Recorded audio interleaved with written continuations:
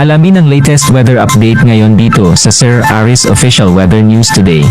Uli natin minomonitor itong low pressure area dito sa west ng ating bansa at ito'y huling namataan sa line 435 kilometers west ng Sangli Point, Cavite kaninang 3 a.m.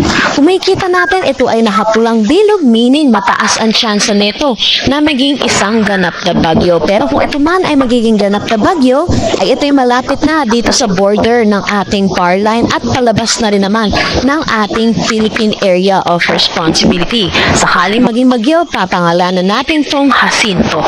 Samantala, patuloy pa rin ang pag-ira ng southwest monsoon dito sa may southern Luzon, Visayas at Mindanao. Ilang bahagi po ng ating bansa ang makakaranas sa mga pag-ulan dulot netong southwest monsoon, pati na rin ang yung trough or extension netong low pressure area, lalo na dito sa ilang bahagi ng Luzon.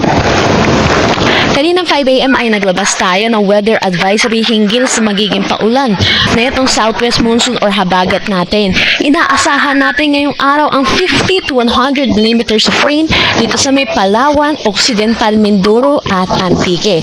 Diyan din bukas, inaasahan pa rin natin yung 50 to 100 millimeters of rain. Iba yung pag-iingat po para sa ating mga kababayan sa mga posibilidad ng mga pagbaha at mga pagguho ng lupa dulot na rin itong mga pag-ulan ng mga nakaraang araw.